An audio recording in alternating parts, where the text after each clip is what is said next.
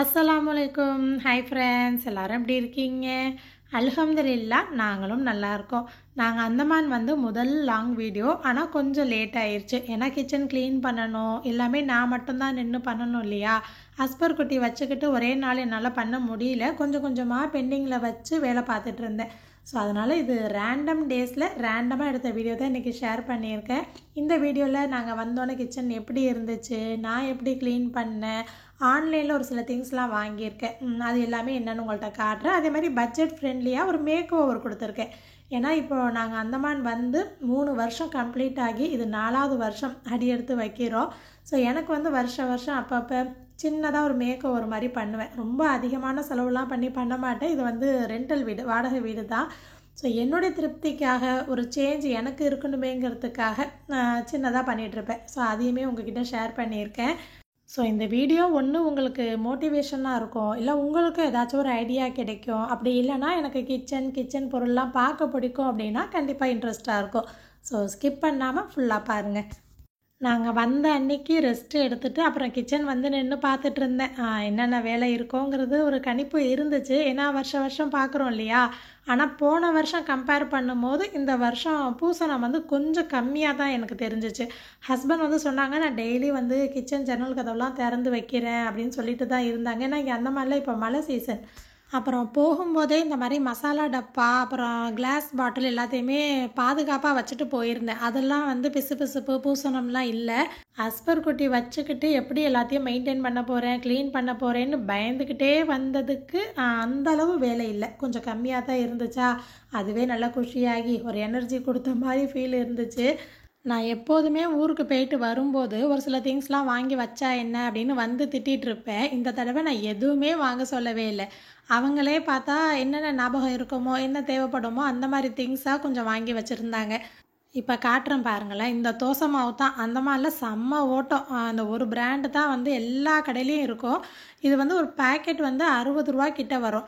நான் ஃபஸ்ட்டு வந்தப்போலாம் 40 ரூபாய்க்கு சேல் ஆச்சு. 5 ரூபா 10 ரூபான்னு ஏறி இப்போ 60 ரூபாய்க்கு நிற்கிது.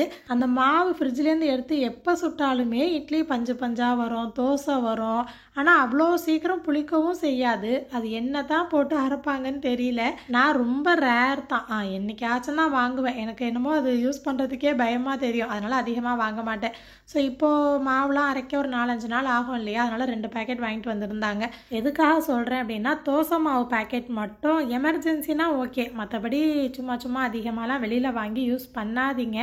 அதில் நிறைய கெமிக்கல் சுண்ணாம்புலாம் கலக்கிறதா கேள்விப்படுறேன். எந்தளவு உண்மைன்னு தெரியல, ஆனால் முடிஞ்ச வரைக்கும் அவாய்ட் பண்ணுறது நல்லது. ஸோ வாங்கிட்டு வந்த காய்கறி எல்லாத்தையும் எடுத்து வச்சுட்டு அன்றைக்கி நல்லா தூங்கியாச்சு. அடுத்த நாள் காலையில் இந்த ஷெல்ஃப் இருக்குது இல்லையா, மசாலா ஐட்டம்ஸ்லாம் வச்சுருப்பேன். இது ஒன்று மட்டும் க்ளீன் பண்ணிடலாம் அப்படின்னு தான் ஆரம்பித்தேன்.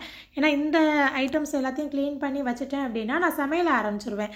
அதே மாதிரி க்ளீனிங் அப்படின்னு இறங்குறோன்னு வச்சுக்கோங்களேன், எல்லா ஜாமனையும் எடுத்து கவுத்து போட்டு களைச்சி போட்டு வச்சிடக்கூடாது. அதை பார்க்க நமக்கு சலிப்பு வரும், செய்யணுமேங்கிற ஒரு அலுப்பு தோணும். ஒன்றா அந்தந்த இடத்த நம்ம எடுத்து க்ளீன் பண்ணி மறுபடியும் அடுக்கிட்டே வரணும். அப்போ தான் நமக்கு க்ளீன் பண்ணுறதுக்கு ஒரு ஆசையே கொடுக்கும். இந்த ஸ்டிக்கர் இருக்குது பார்த்தீங்களா, இது நல்ல ஒர்த்து. கிட்டத்தட்ட 2 வருஷத்துக்கு கூட நமக்கு தாங்கும். நல்லா போட்டு ஒட்டிட்டீங்க, அந்த சிலும்பெல்லாம் இல்லாமல் ஒட்டிட்டீங்க அப்படின்னா அப்படியே இருக்கும். நீங்கள் வேறு எந்த மேட்டோ இல்லை எதுவுமே போடணும் அப்படின்னு தேவையில்லை.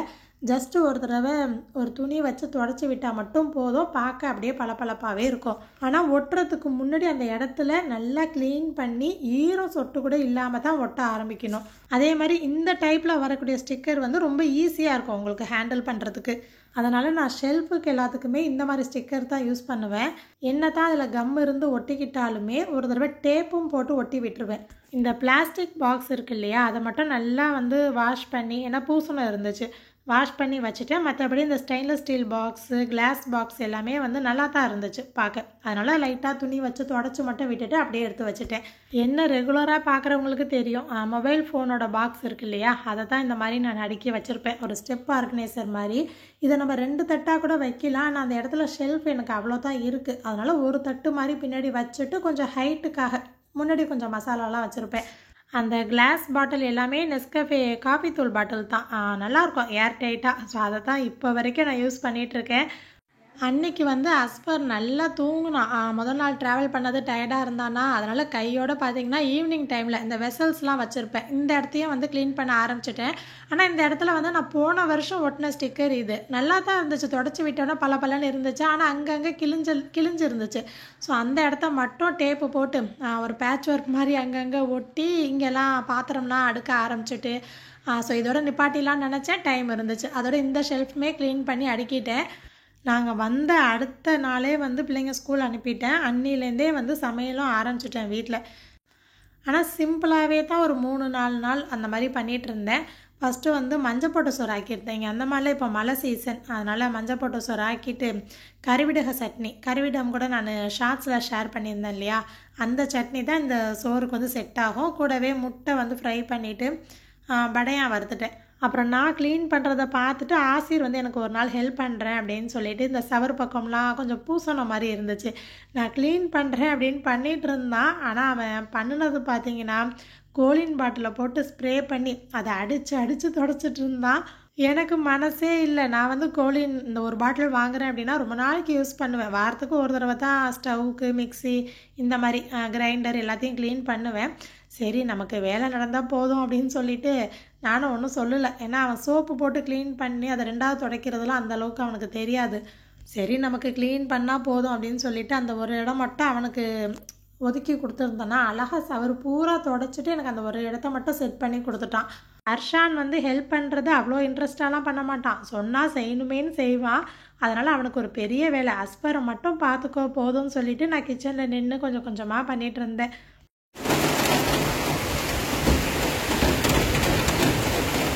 வந்த 1-2 நாள் வந்து கிச்சன் பக்கமே வரல. நான் கூட இதுக்கப்புறம் வரமாட்டான் அப்படின்னு தான் நினச்சிட்டு இருந்தேன். அதுக்கப்புறம் தான் சம்பவமே ஆரம்பிச்சிருச்சு. உப்பு ஜாடி, புளி ஜாடி இதில் தான் வந்து நேராக நிற்பான். ஏற்கனவே வந்து அந்த மூடி எல்லாத்தையுமே தூக்கி போட்டு உடஞ்சிருக்கு பாதி. இந்த ட்ரே வந்து அவ்வளோ வெயிட்டு, புளிலாம் வச்சுருப்பேன்னா அதை அப்படியே இழுத்து விட்டு அந்த புளி ஜாடியும் உடஞ்சிருச்சு. நல்ல வேலை அவன் காலில் விழுகலை, கையும் வந்து கிழிச்சுக்கல. அவன் கிச்சன் வந்திருக்கான் அப்படின்னா கண்டிப்பாக நான் கிட்டே தான் நிற்பேன். இனிமே வந்து அதெல்லாம் இடம் மாற்றி வைக்கணும். இந்த வீடியோவில் மட்டும்தான் நீங்கள் அந்த ஜாடி பார்ப்பீங்க. ஏன்னா உடஞ்சிருச்சு இல்லையா, தூர போட்டுட்டேன்.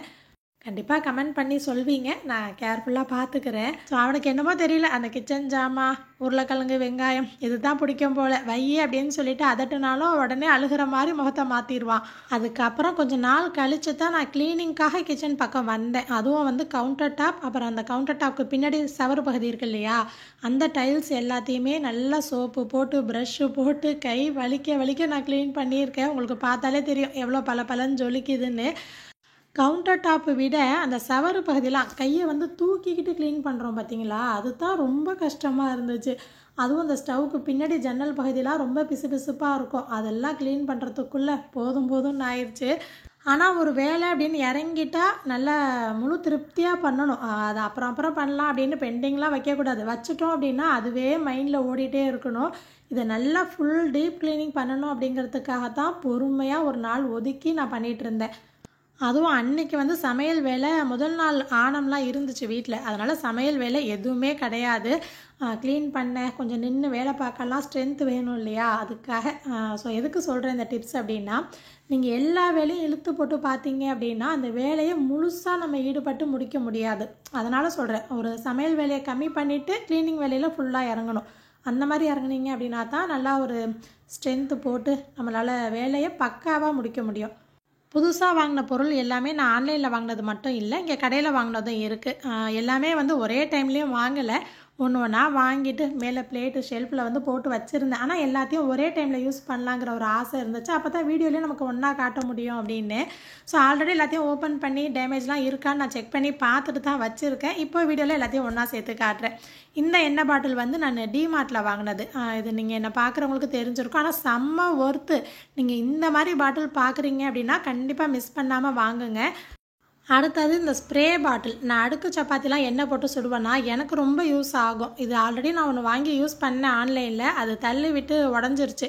இது வந்து இங்கே அந்தமானில் சூர்யா மஹால்னு பாத்து பஸ்தியில் இருக்குது. அங்கே வாங்கினேன் 140-50 கிட்ட தான். நான் ஆன்லைனில் வாங்கினது கூட 300 கிட்ட. அதனால் எப்போதுமே ஆன்லைனில் வாங்குறதுக்கு முன்னாடி கடையில் ஒரு தடவை ரேட்டை செக் பண்ணி பாருங்கள். ஸோ எனக்குமே இதை வாங்கும்போது தான் நினச்சேன். அப்புறம் இந்த சிலிக்கான் ப்ரஷ் வச்ச பாட்டில் வந்து ஏற்கனவே நான் சிலிக்கான் ப்ரஷ் மட்டும் தனியாக வாங்கி யூஸ் பண்ணிகிட்டு இருந்தேன். அது வந்து யூஸ் பண்ணி வாஷ் பண்ணும்போது ஒரு மாதிரி ஒட்டிக்கிட்டு பிசு பிசுப்பாகிடுது. அதில் தூசிலாம் ஒட்டிக்குது. அது அந்தளவு பிடிக்க மாட்டேங்குது. அதனால் இந்த மாதிரி பாட்டிலோடு இருக்கிற மாதிரி பார்த்து வாங்கினேன். திறக்கும் போதே உள்ளே வேறு விழுகுதா, பயந்துட்டேன் உடஞ்சிருச்சோன்னு. முக்கியமாக வாங்கினதுக்கு காரணமே இட்லி பிளேட்டு இடியாப்ப தட்டுக்கெலாம் வந்து எண்ணெய் அப்ளை பண்ணுற மாதிரி இருக்கும். ஸோ அதுக்காக தான் மெயினாக பார்த்து வாங்கினேன். வேறு எதுக்காச்சும் நம்ம ஆயில் வந்து அப்ளை பண்ணணும் அப்படின்னாலும் ஈஸியாக யூஸ் பண்ணிக்கலாம். உள்ள பாட்டில் திறந்து தான் யூஸ் பண்ணணும் அப்படின்னு இல்லை, மேலே வந்து இந்த மாதிரி ப்ரெஸ் கொடுத்து எடுத்தாலே வந்துடுது. இதுவும் வந்து கிளாஸ் பாட்டில் தான், மீஷோவில் ஆர்டர் பண்ணி வாங்கினது.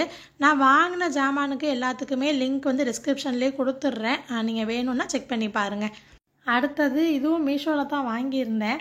நான் நாகூரில் ஒரு ஃப்ரேம் வாங்கியிருந்தேன். அதில் வந்து அந்த ஃப்ரேமுக்கும் லெஃப்ட்டுக்கும் ரைட்டுக்கும் ஒட்டுறதுக்காக இந்த அல்லாஹு முகமதுன்னு போட்ட ஒரு டெக்கோர் ஐட்டம் வாங்கியிருந்தேன். ஆனால் இது நான் ஃபோட்டோவில் பார்க்கும்போது உடன் அப்படின்னு சொல்லிட்டு அதில் மென்ஷன் பண்ணி போட்டிருந்தாங்க. இன்னும் கொஞ்சம் ஷைனிங்காக நல்லா தெரிஞ்சிச்சு. ஆனால் இது மென்ஷன் பண்ண மாதிரி உடன்லாம் கிடையாது. பேப்பர் அந்த கார்ட்போர்டு இருக்கு இல்லையா, அட்டை. ஸோ அதில் வந்து ஷைனிங் பேப்பர் ஒட்டின மாதிரி இருக்குது. வாங்கின காசுக்கு ஒர்த்தா என்னென்னலாம் எனக்கு தெரியாது. ஆனால் ரிட்டர்ன் போட மனசு இல்லை.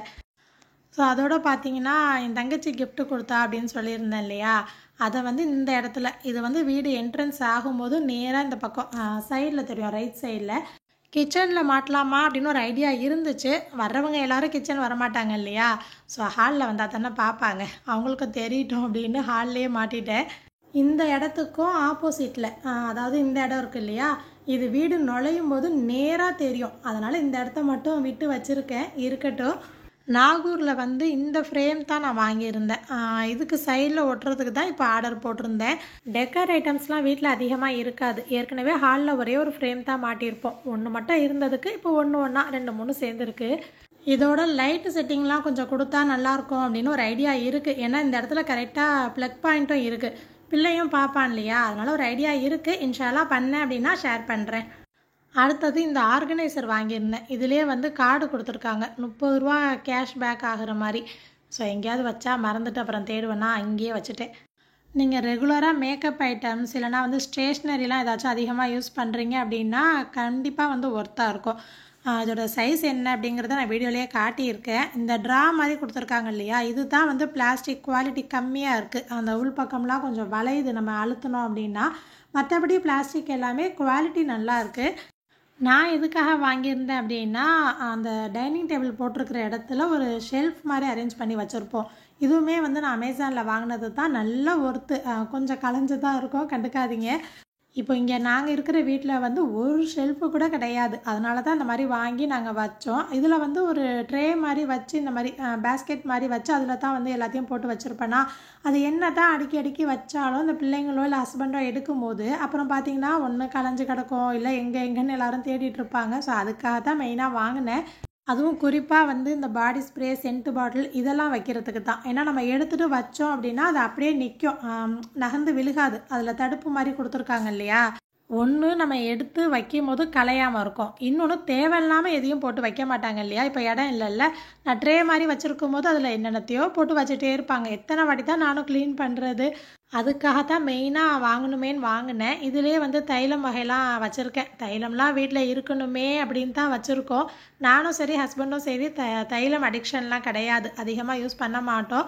நான் வந்து பார்த்துருக்கேன், சில பேர் வந்து பர்ஸ்லேயே இருக்கணும், அப்புறம் தலைமாட்டில் இருக்கணும். எங்கள் போலாம் வந்து தலைமாட்டிலேயே இந்த குடால் சப் தைலம்லாம் வச்சுருப்பாங்க.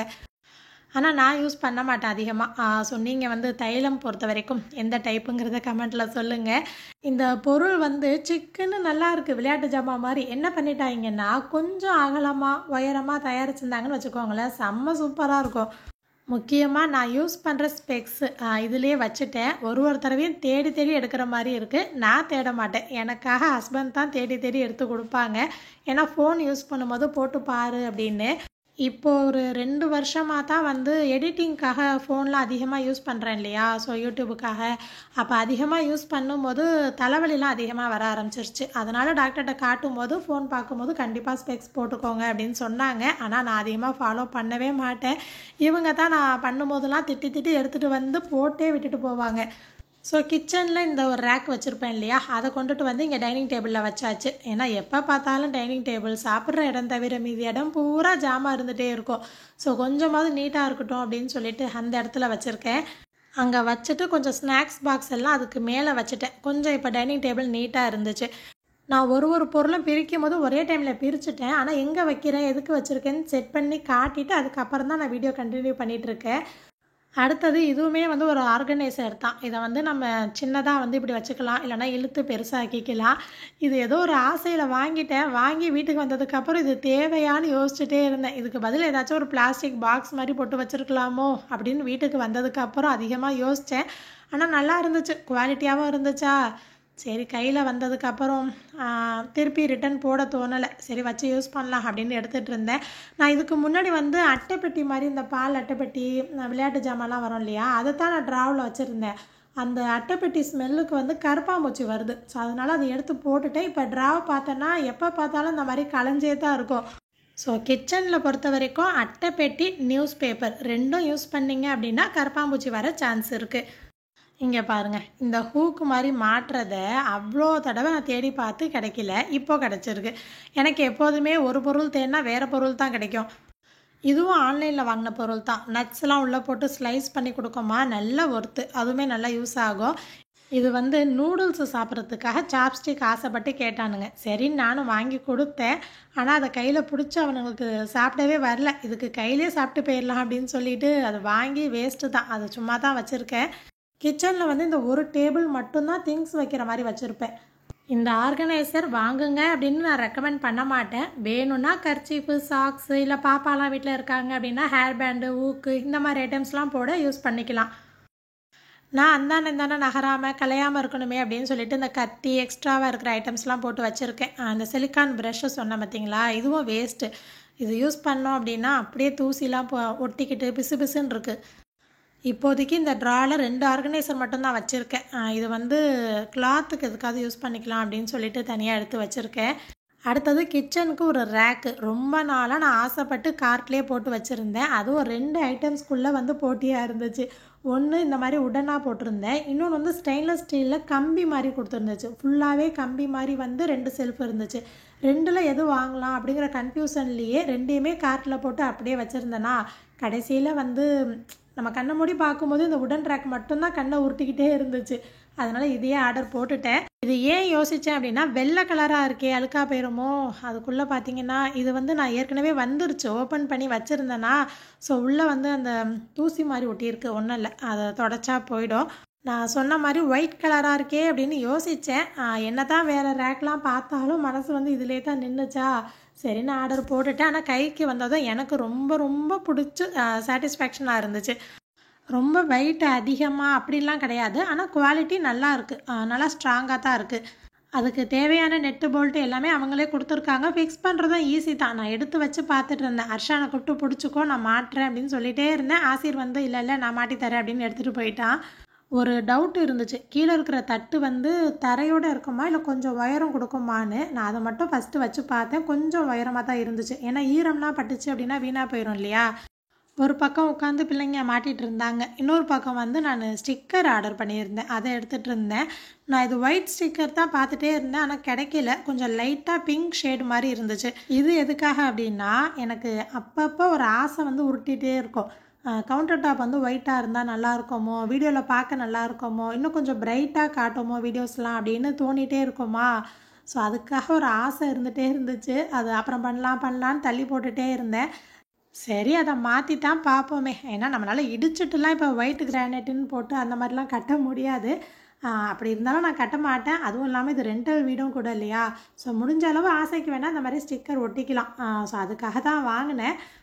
இந்த மாதிரி ஸ்டிக்கர்லாம் நீங்கள் வாங்கி ஒட்டுறீங்க அப்படின்னா ஃபுல்லாக ஒரே ரோலாக வச்சு ஒட்ட ஆரம்பிக்காதீங்க. அது வந்து கொஞ்சம் கஷ்டமாக இருக்கும் ஹேண்டில் பண்ணுறதுக்கு. நீங்கள் கொஞ்சம் பீஸ் மாதிரி வெட்டிட்டு அதை ஒட்டிட்டு அதுக்கப்புறம் அடுத்த பீஸ் மாதிரி ஒட்டினீங்க அப்படின்னா கொஞ்சம் ஈஸியாக இருக்கும். ஸோ நான் சொல்கிறது உங்களுக்கு புரியும் அப்படின்னு நினைக்கிறேன். நான் வந்து ஒரு ரோலாக வச்சு ஒட்டினேன் பார்த்தீங்களா, அது கொஞ்சம் கஷ்டமாக இருந்துச்சு. ஆசிரியர் தான் வந்து ஹெல்ப் பண்ணிகிட்டு இருந்தான். இதுக்காகத்தான் நான் கவுண்டர் டாப்பையே அப்படி விழுந்து விழுந்து க்ளீன் பண்ணேன். ஆரம்பத்தில் ஒரு ஆசையோடு அழகாக தான் ஒட்டிகிட்டே வந்தேன். அதுவும் இந்த இடம் வந்து நான் மெயினாக வீடியோ ஷூட் பண்ணுவேன்னா, ஸோ ரெசிபிலாம் வச்சு காட்டுவேன் பாருங்கள். இந்த இடம்லாம் வந்து ரொம்ப பொறுமையாக ஒட்டிகிட்டு இருந்தேன்.